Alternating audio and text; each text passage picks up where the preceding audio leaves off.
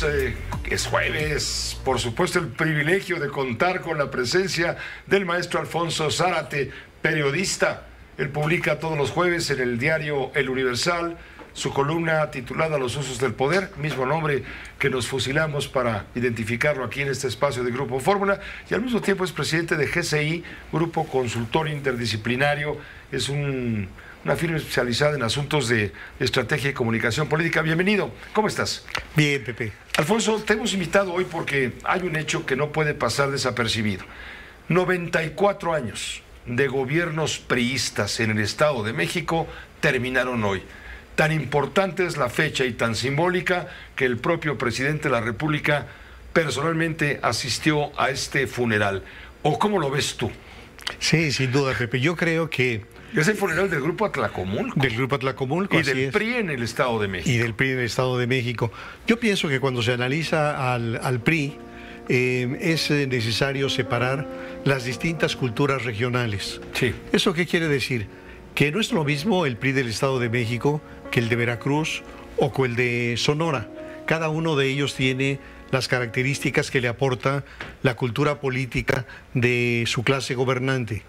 Pero en el caso del Grupo Atlacomulco, yo creo que hay muchos mexicanos que ignoran el origen. Han oído hablar muchas veces del Grupo Atlacomulco, pero ¿cómo surge?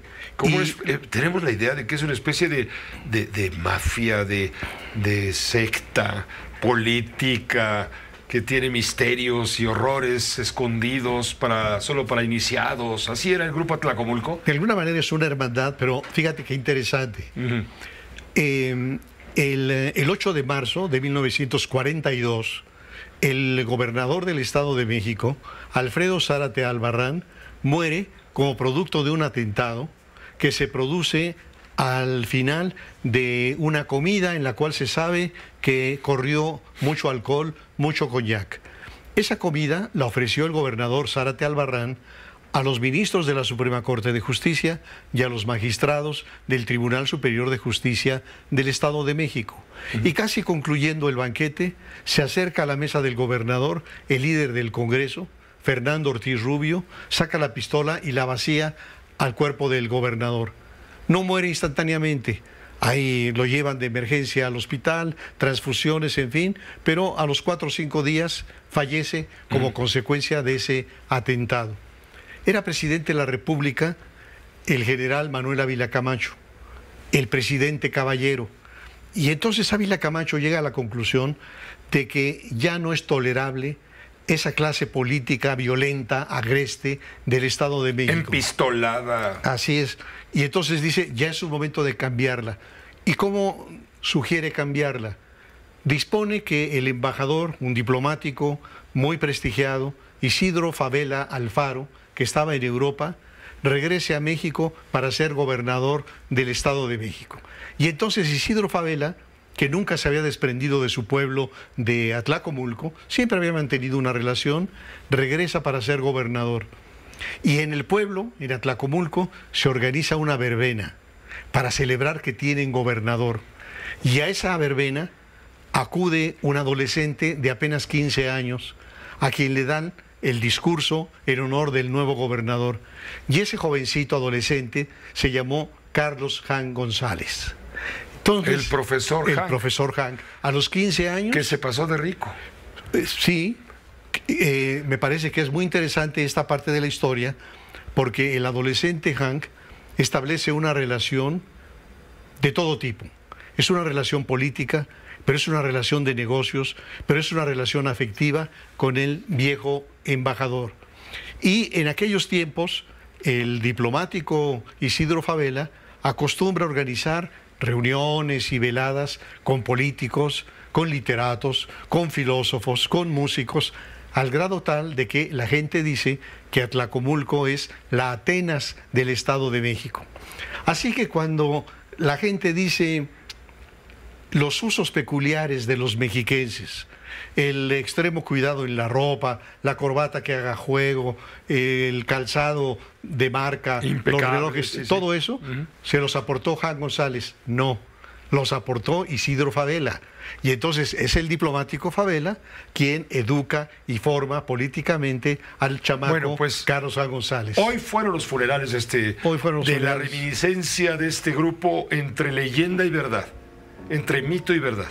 Hay cosas muy interesantes. Por ejemplo, las aportaciones culturales de Jan González a la clase política mexiquense, pero a toda la clase política priista. Mencionaría dos, concretadas en dos frases del profesor. La primera, en política, todo lo que se puede comprar con dinero es barato. La segunda, un político pobre es un pobre político. Entonces, estas dos frases de alguna manera ejemplifican la cultura y la rapacidad que caracterizó a este grupo. Para no hablar de tanta historia, en fechas más recientes, la rapacidad de Arturo Montiel, por ejemplo, del gobernador Montiel, insaciable. El padrino político de Enrique Peña Nieto. Sí, el tío de su sobrino. Entonces, digamos que además le genera las condiciones para llegar a la presidencia de la República. Y después, lo que tiene mucho que ver con el triunfo de Andrés Manuel López Obrador, el desbordamiento de la rapacidad del grupo mexiquense alrededor de Enrique Peña Nieto, que entre otras cosas se caracteriza por las ventajas para empresas como OHL, como Odebrecht, como las empresas de su compadre San Román, como Grupo Hermes. Es decir, es un aborazamiento tal. Grupo Hermes que venía de Jan González. Exacto, exactamente.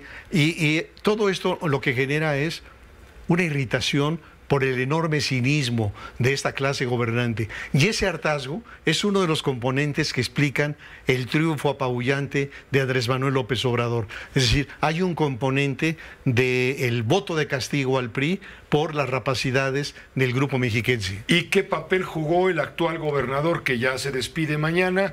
Me refiero a Alfredo del Mazo Maza, nieto de quien fue gobernador y hijo de quien fue gobernador, y él ya se despide. ¿Qué papel jugó? Porque hay quien lo acusa de haber sido quien, al no intervenir, permitió pues que Morena arrasara. Yo creo, Pepe, que entregó la plaza. Y ahora que hablas del primer del Mazo, que fue Alfredo del Mazo Vélez, era sobrino de Isidro Fabela. Y en el primer gobierno de Fabela lo hace primero tesorero y luego secretario de gobierno y después va a ser gobernador. Alfredo del Mazo González va a ser también gobernador y ahora el que concluye su mandato, Alfredo del Mazo Maza. Yo creo que los gobernadores tienen oportunidad, dentro del marco de la ley, de favorecer a una campaña. Y este gobernador no lo hizo. Lo que sabemos, Pepe, es que en los últimos años, sobre todo en este gobierno, son varios los gobernadores que entregaron la plaza. ¿A cambio de qué? De dos cosas. A cambio de impunidad y a cambio de alguna posición fundamentalmente diplomática. Así que vamos a esperar en los próximos días. Me quedo con la impunidad. Ya con eso. Con eso ya es suficiente, las cuentas en Andorra, etcétera, pero no nos sorprendería que de repente tenga una posición diplomática adicional a la impunidad. Entonces sí, estamos prácticamente en los funerales del grupo más emblemático de la clase política priista. Termina el largo periodo y entra el periodo del Grupo Texcoco. Hoy el presidente de la República, por cierto, en su mensaje, porque fue al Congreso y también se dirigió a los señores legisladores mexiquenses, tuvo elogios para Del Mazo y para Enrique Peña Nieto. Sin duda, yo creo que algo sorprendente es que si observamos... ¿Cómo dices que los llamó? Lo que acabo de mencionar, que es los enormes demócratas, negocios. Les dijo. Demócratas. Es una falacia, no hay tal democracia. Pero además, estas empresas que ya se habían beneficiado mucho del presupuesto público en el Estado de México, se aborazaron con el presupuesto federal. Y hoy no hay uno solo de ellos en la cárcel. Y cuando el presidente dice que Enrique Peña Nieto fue un demócrata, se está refiriendo a que no le obstaculizó su llegada. Pero ¿qué demócrata? Todos recordamos la manera en que utilizó al sistema judicial para perseguir y descarrilar al candidato del PAN. De tal manera que no fue ningún demócrata. A Ricardo Anaya. Que vive en el extranjero y ya lleva Lo persiguió de una forma, de otra, le inventó irregularidades, le plantó procesos, etcétera. Entonces, no, ningún demócrata. Ese es uno de los temas interesantísimos de la política, que es ¿Qué tipo de acuerdo se dio entre el presidente saliente Peña Nieto y el presidente entrante? Yo creo que en buena medida el no obstaculizar de manera alguna al candidato López Obrador generó una especie de pacto explícito o implícito, pero hoy todavía vemos que el presidente puede referirse como el villano favorito a el presidente Calderón, pero que es incapaz de tocar a un hombre tan corrupto, tan desprestigiado como Peña Nieto. Muchas gracias por tu aportación. Con mucho gusto. Que estés bien, gracias.